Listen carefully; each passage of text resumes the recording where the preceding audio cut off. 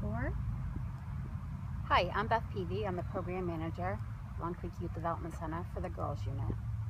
We're the only girls unit in the state of Maine where we hold youth that can be up to 21 years old.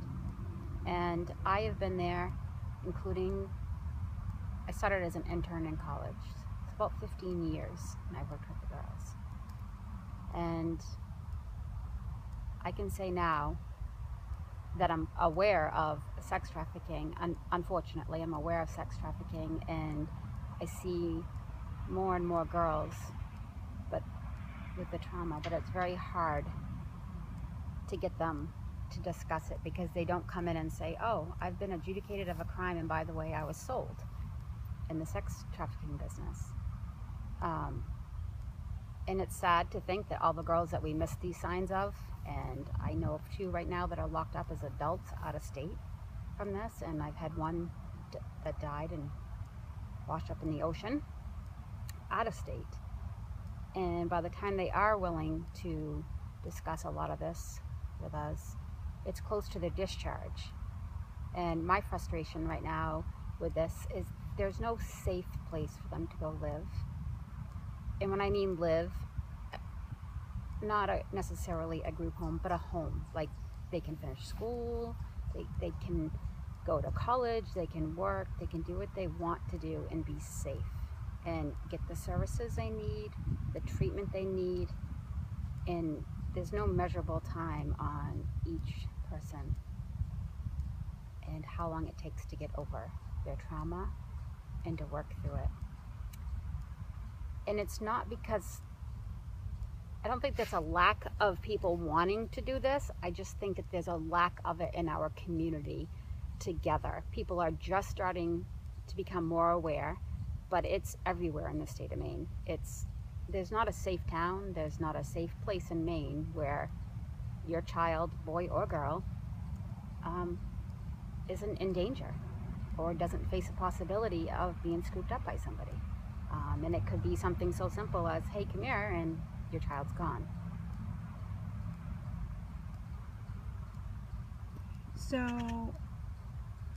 on the sex trafficking side, what are you seeing as far as ages of the girls that end up on your unit that have eventually find out they've been trafficked? What's the average age? I'm not sure what the average age is because like I said, many girls, it takes so long to peck away at each little thing they tell you.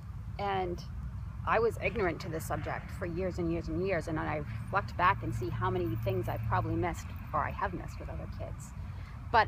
And I also can get girls from out of state that we hold until the state can come pick them up. And I mean, I remember a 12-year-old girl from New York telling me her story, like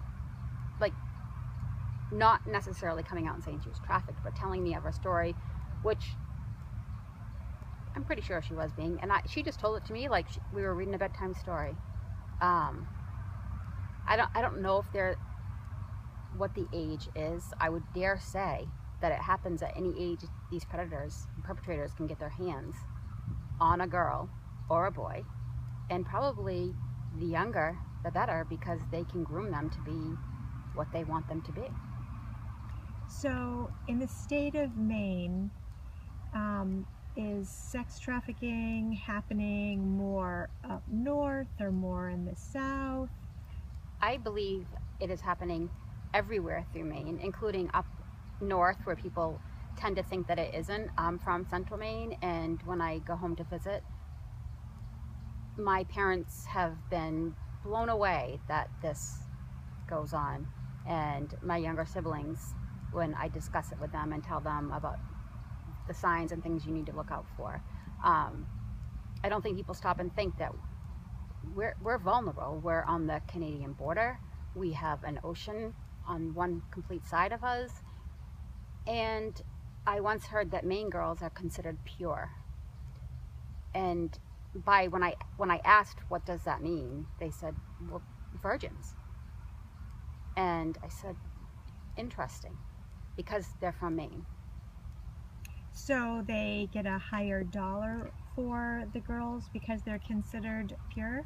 this person had said to me that the Maine girls were worth more money right now because they were considered pure. So is this just starting to happen? Is it an organized group I of think this out of is a very state? well organized group all over the world, all up and down our East Coast from country to country. And I think that if you look at it, these people have a well orchestrated crime going on. You would never know this was taking place until you have the unfortunate experience of hearing a child's story or being involved in some part of their life where you think, I need to get this kid in touch with.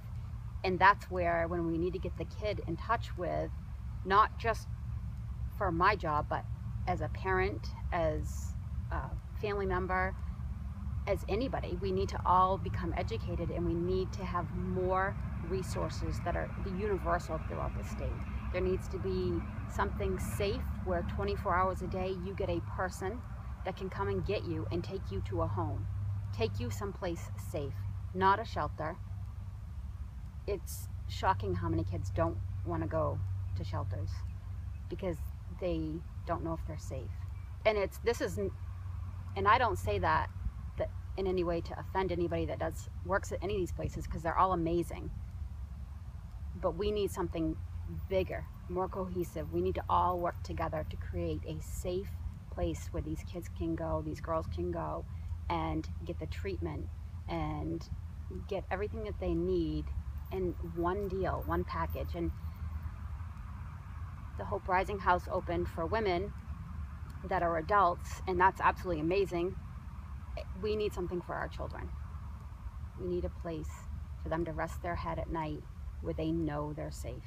So, Beth, you've been working with girls who have committed a crime, that are minors, and that are sentenced to come to your jail. So 15, 16 years you've been there. How many of the girls, in your personal experience, have had some sort of sexual trauma prior to coming to you? It would be easier to say the number of girls that haven't.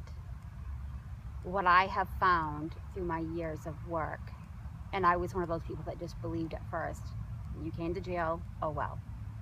As I found through my years, they are usually victims of multiple kinds of trauma, sexual assault, sexual abuse repeatedly, up to being trafficked.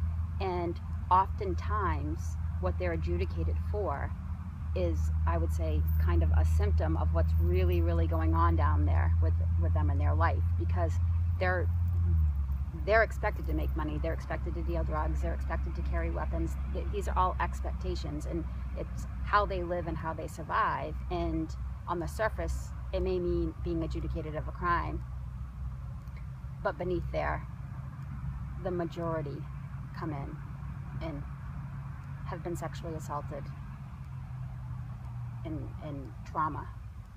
So, as kind of the mother hen of the house, so to speak, if you could wave a magic wand and give these girls, like money was no object, and you were given the ability to create whatever you think would be ideal for the mass majority of the girls you've worked with over the past 15, 16 years, what would that look like? Well, I've always said this, even before I was aware of the amount of sex trafficking going on. I've always said I want a big home, just a big old house, and with bedrooms. And I want on site what they need. Whether it's, obviously you have to go to the doctors, but mental health care, what if they are drug users or alcoholics, right on there, right on at the house. I want people there that can help these kids, but it needs to be safe, and they need to feel like they belong there, that it's okay there.